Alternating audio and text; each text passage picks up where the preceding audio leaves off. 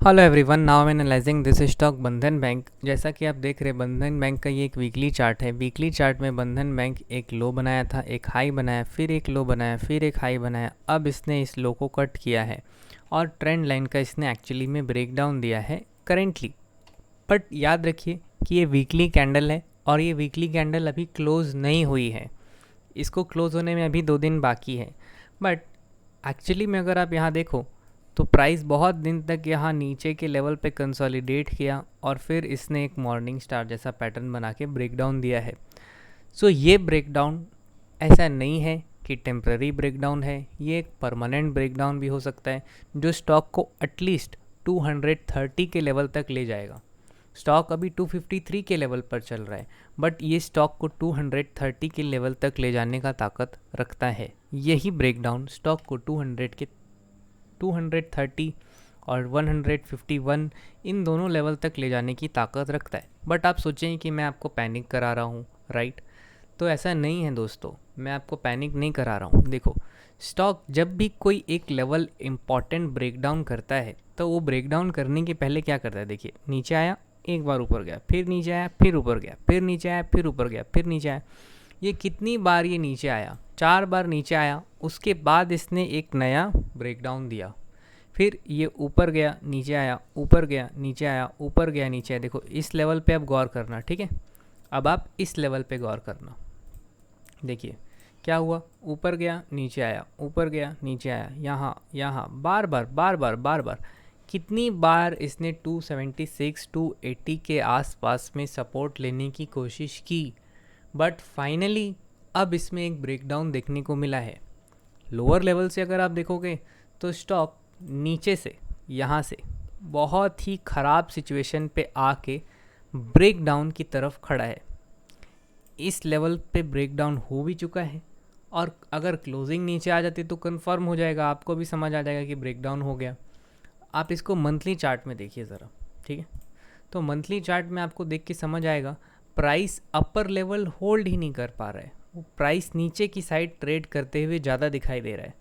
तो अब क्या होगा नेक्स्ट हमें क्या करना चाहिए एज एन इन्वेस्टर? देखो, ये है मंथली कैंडल जिसका हाई अभी तक ब्रेक नहीं हो पा रहा बंधन बैंक में। आई होप आप ये कैंडल देख पा रहे होंगे, ज़रा गौर से देखिए। ये मंथली कैंडल का हाई मतलब 430 रुपीज़ का हाई अभी तक बंधन बैंक क्रॉस नहीं कर पा रहा है, ठीक है? अब नॉर्मली जो ट्रेडर होता है वो क्या देखता है कि इस कैंडल का 50% है लेवल, उसी के ऊपर रहा तो तेज, अगर नीचे रहा तो नीचे का खेलना है। तो अब इस कैंडल का 50% आप जोड़ लो, तो ज़रा इस कैंडल का हाई एंड लो कैलकुलेट कीजिए, मतलब 425, ठीक है? तो आपको 425 मिला और इसका लो मिला आपको 152, ठीक है? तो आप इसको जोड़ लीजिए, 7 7 और 5, ठीक है? 577 डिवाइड बाई 2, तो आपको क्या रेट मिलता है? मतलब अराउंड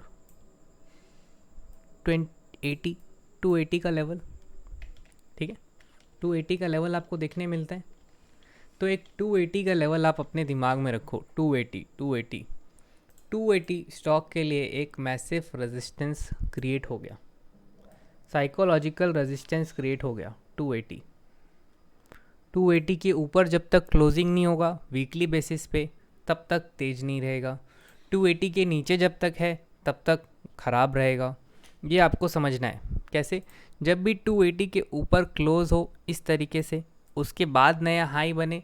और ये ऐसा नहीं है कि ये इस 280 के ऊपर गया और क्लोज हो गया। क्लोज कैसे होना चाहिए?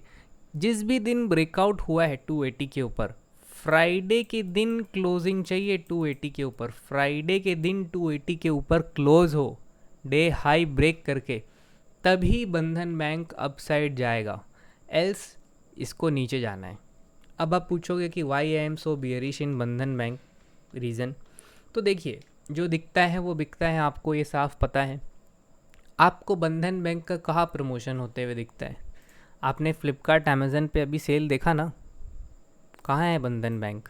सोचो, फ्लिपकार्ट और अमेज़न की सेल पे बंधन बैंक का नामो निशान नहीं है। तो इसका बिजनेस कैसे चल रहा होगा? How the bank is suppose to earn money if it does not have enough of customers? So मेरा व्यू ये है कि बंधन बैंक एक गुड इन्वेस्टमेंट प्लान तो नहीं है जिसमें हमें इन्वेस्टमेंट करना चाहिए। ये एक ख़राब स्टॉक है।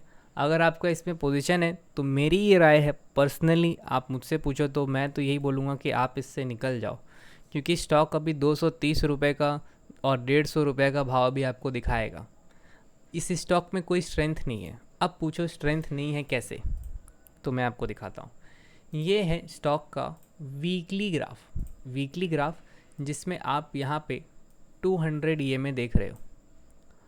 378 के आसपास है वो, 378 के आसपास 200 EMA मीन्स 200 मंथ्स का एवरेज प्राइस 378 है और स्टॉक ट्रेड कर रहा है 250 के पास। तो सोचिए, इस स्टॉक में इतना स्ट्रेंथ अगर होता, इसमें इन्वेस्टर होते, अच्छा स्टॉक होता, तो क्या ये अपने 200 मंथ के एवरेज प्राइस 200 वीक्स के एवरेज प्राइस से नीचे ट्रेड कर रहा होता? नहीं, ऑलमोस्ट ऊपर ट्रेड कर रहा होता और अच्छा खासा ऊपर ट्रेड कर रहा होता। हमारा मार्केट 7,000 के भाव से 18,000 हो गया, लेकिन बंधन बैंक तो वहीं का वहीं है। उल्टा ये तो मान लीजिए हमारा मार्केट यहाँ से यहाँ जाके ट्रेड कर रहा है, पर बंधन बैंक कहाँ ट्रेड कर रहा है? 2020 के मार्च में यहाँ से यहाँ पे ट्रेड कर रहे हैं। सो आप सोचो, यहाँ पे हमारा market index Nifty, bank Nifty, और बंधन बैंक इधर लोअर लेवल पे। सो ये एक इन्वेस्टमेंट के लिए अच्छी पिक नहीं है। मेरी मानिए, आपका अगर इसमें इन्वेस्टमेंट है, पैसा निकाल लो, HDFC बैंक जैसे अच्छे बैंक्स में पैसा डाल दो, आपका पैसा बन जाएगा। इसमें रखोगे कोई गुंजाइश नहीं है, आप अपने पैसे के साथ में गद्दारी कर रहे हो। आप इसका MACD और RSI देखो। वीकली बेसिस पे RSI 37 है, डेड स्टॉक है, नहीं देगा आपको रिटर्न, नहीं मिलेगा पैसा। आप इसकी 50 RSI पे देखो, जब भी 50 जाता है रेजिस्टेंस, 50 के ऊपर सस्टेन ही नहीं कर पा रहा है। सो आप इसमें मत कूदिए, मत लगाइए इसमें अपना हार्ड अर्न मनी। स्टॉक जब भी देख रहे हो डाउन ट्रेंड में है, अप ट्रेंड नहीं है। तो कोई स्टॉक जो डाउन ट्रेंड में है, इसमें पैसा लगाना बेवकूफ़ी है। इसको जब मौका मिले शॉर्ट करो, लॉन्ग पोजीशन रखो ही मत। आई होप आपको मेरी बात समझ में आ रही होगी।